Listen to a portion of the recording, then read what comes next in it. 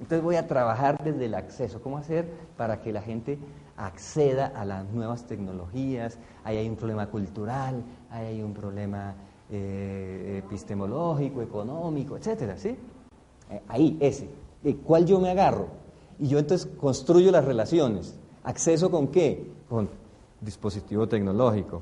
¿Acceso con qué? Con aula virtual, que ya es una cosa muy concreta, ¿sí? ¿Con qué? Con el contexto de los estudiantes de la Uniminuto. Pero yo tengo que agarrarme de algo y ahí construyo las relaciones, digamos, ¿no? A eso lo llaman el mapa de conceptos, porque es el que va a guiar la investigación, ¿sí? Porque ya no es una mera intuición, sino es yo creo que esto está construido de esta manera, ¿no? Pero el escoger ese concepto, esa categoría, está también dada por esa percepción. Claro, es que desde el principio tú vas así, pero es que ya al final tú lo tienes después de haber hecho un estado del arte, que te ha dado las miradas de distintas escuelas, de los que han trabajado eso hace 50 años, de pronto construiste una aproximación a un experto en eso, lo que sea, ¿no? Entonces ya estás más clara, digamos, en el asunto, ¿no? Como usted dice, Oscar, en el estado del arte, claramente cuando usted hizo su doctorado, el estado del arte tiene que haber sido Rembrandt la Fabia. El estado del arte, son de las caricaturas del periodo de ¿cuál es el marco de referencia? Sí, sí, sí. Eso, el horizonte lo define el grupo de investigación. Sí, sí, grupo de investigación. Ahí es muy importante esto en lo que tú dices. Es que el grupo de investigación o el investigador define eso ateniéndose a varias cosas. Unas pragmáticas. ¿Cuánto tiempo tengo? ¿Cuál es mi apoyo de investigación? ¿Cuáles son mis recursos? ¿Cierto? Sí. Y dos, ateniéndote a que tienes que construir unos horizontes espaciotemporales. Es decir, la primera sensación que tiene el investigador es que hay que conocerlo todo, ¿sí? Y entonces es el síndrome del investigador ambicioso. Entonces voy a ir hasta cuando el artefacto era el cuchillo de piedra, ¿sí? Para ver cómo se construyeron los artefactos. Pero entonces cuando él se pregunta, bueno, ¿cuál es mi equipo de investigadores? Yo no estoy en el MIT, yo estoy solito, estoy en la Minuto de Dios, tengo 3 personas más que me van a colaborar. Entonces yo digo, quizá lo mejor sea analizar el periodo de la tecnología entre el año de 1990 y el año 2005, ¿sí? Le pongo unos límites temporales, ¿sí? Y unos límites espaciales. Ya de pronto digo, no, yo no voy a analizar todos los estudiantes del Minuto de Dios porque son como 8.000 o 9.000, eso es mucha gente. Entonces voy a estudiar solo los de la Facultad de Ciencias Humanas y Sociales o los del programa de trabajo. Entonces voy cerrando, ¿no? Voy cerrando. También ese es un arte del investigador ya práctico. Ya no tanto abrir como cerrar en cuanto a sus posibilidades concretas. Y tiene que ver con lo que pregunta nuestro compañero, ¿no? Entonces aquí voy construyendo el mapa de conceptos. Pero como aquí yo he identificado unos contextos que me son necesarios, entonces yo defino qué contextos son los que tengo que construir, porque también tengo que construir un mapa de eso. Lo que llaman algunos los diagnósticos o el diagnóstico, ¿no? Entonces yo tengo que, de pronto digo, hay que construir el contexto de acceso a la tecnología de los estudiantes de la Minuto de Dios. Cuándo llegaron a los computadores, cuál es su conocimiento de informática, cuántas horas le dedican a la semana, etcétera, etcétera, ¿sí? Entonces yo me construyo un mapa, pero quizá necesite construir el contexto cultural de los estudiantes de Uniminuto, ¿sí? Pues es que si los estudiantes de Uniminuto escasamente tienen para la huepanela, pues no van a tener seguramente un computador en la casa, la familiaridad, etcétera, ¿sí? ¿Ah? Que eso solo ya es una... Ah, bueno.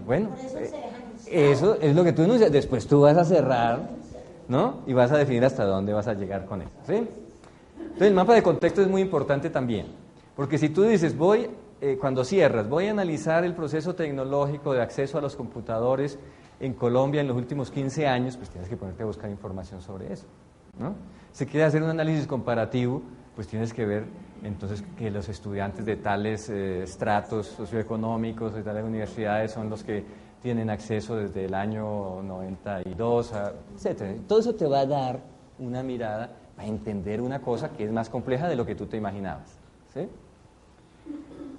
Muy bien, entonces con eso, ya con esto construido, repito, no es secuencia, ¿no? No es secuencia, ¿sí? El investigador se va planteando objetivos e hipótesis. En los objetivos es donde precisa hasta dónde va. Si cierra o abre más la investigación en el terreno histórico, en el terreno espacial. ¿Sí? Entonces ya le pones en concreto. El objetivo es estudiar el acceso a los computadores y a las aulas virtuales de los estudiantes de trabajo social de 10º semestre.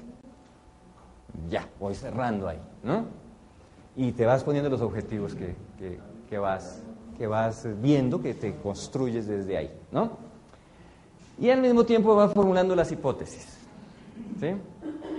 Lo que ha dado un poco la experiencia es que a cada objetivo corresponde por lo menos una hipótesis.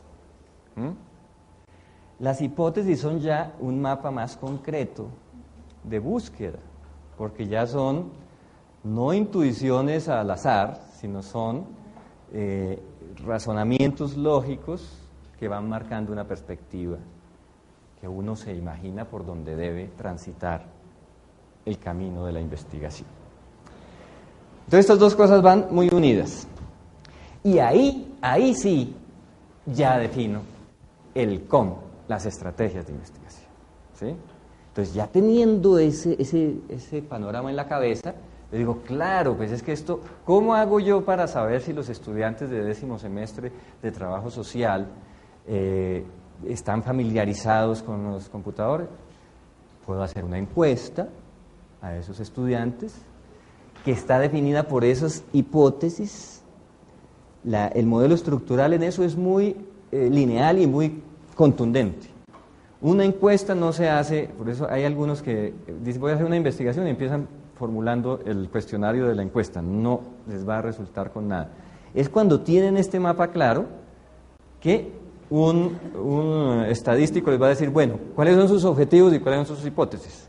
Sobre eso se construye unos apartados para cada uno de esos objetivos e hipótesis, ¿no?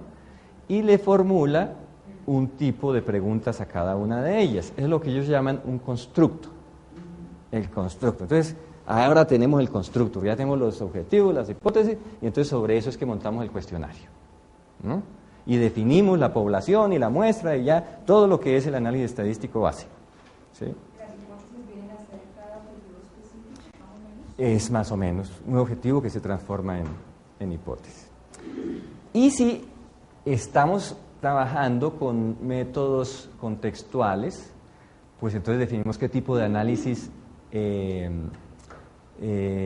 etnográfico vamos a hacer, ¿no? Vamos a hacer observación. Si vamos a hacer observación o cualquier tipo de análisis etnográfico, hay que saber que hay un instrumento decisivo que se llama el diario de campo, ¿no? Sin eso no hay etnografía. Diario de campo. Ahí lo mencionamos en el módulo, vienen algunos elementos sobre eso del diario de campo. O si vamos a trabajar con métodos interaccionales, entonces definimos, vamos a hacer un grupo de discusión, o vamos a trabajar un grupo focal, o vamos a trabajar qué tipo de conversación, ¿no? Entrevista, etc. Eso es así de sencillo. No tiene ningún misterio.